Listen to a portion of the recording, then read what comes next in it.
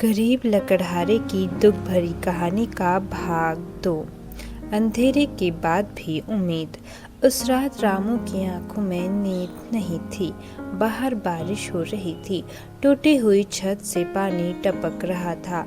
एक कोने में उसकी पत्नी सीता बुखार से तप रही थी। दूसरे कोने में छोटा मोहन सोया हुआ था। रामू चुपचाप बैठा अपनी किस्मत के बारे में सोच रहा था। उसके पास न पैसे थे न सहारा। उसे लग रहा था कि जैसे पूरी दुनिया उसके खिलाफ हो गई है। माँ की हालत बिगड़ती गई। अगले कुछ दिनों में सीता की तबीयत और खराब हो गई। अब वह ठीक से उठ भी नहीं पाती थी। मोहन अपनी माँ के पास बैठा रहता। एक दिन उसने मासूमियत से पूछा, माँ आप कब ठीक होंगी? सीता ने कमजोर मुस्कान से कहा, बहुत जल्द बेटा। लेकिन उसकी आंखों में दर्द साफ दिखाई दे रहा था। रामू यह सब देखकर अंदर ही अंदर टूट रहा था। मोहन का त्याग। एक शाम रामू पर लौटा तो उसने देखा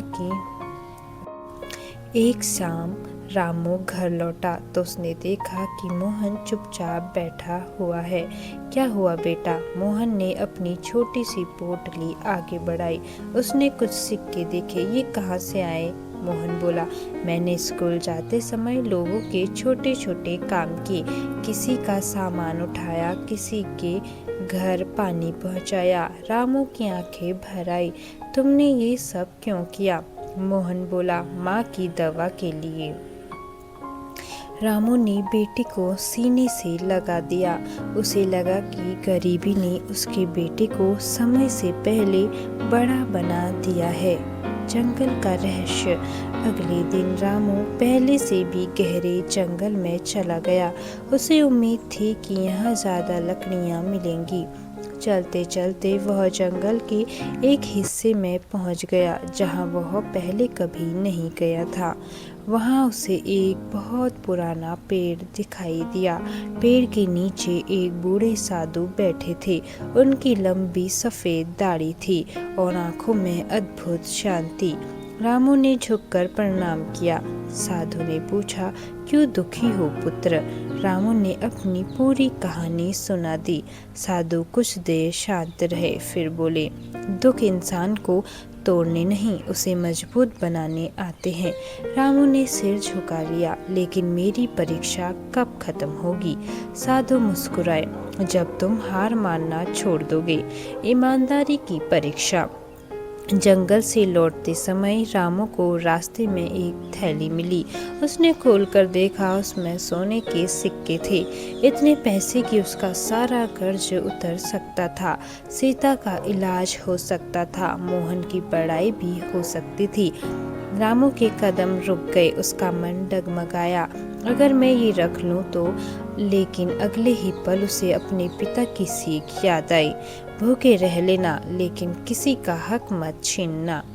रामू ने थैली उठाई और उसके असली मालिक को खोजने निकल पड़ा। गांव का व्यापारी। पूरे गांव में पूछताछ करने पर पता चला कि वह थैली एक व्यापारी की थी। व्यापारी कई दिनों से उसे ढूंढ रहा था। अब रामू ने थैली लौटाई तो व्यापारी हैरान हो गया। इतने सोने के सिक्के देखकर भी तुम्हारा मन नहीं बदला? रामू मुस्कुराया, गरीब हूँ लेकिन बेईमान नहीं। व्यापारी बहुत प्रभावित हुआ। उसने रामू को इनाम देना चाहा, लेकिन रामू ने सिर्फ उतना ही लिया जितना उसकी पत्नी की दवा के लिए जरूरी था। साहूकार की चाल। उधर लाला हरिराम को यह बात पता चली। वह और भी जलने लगा।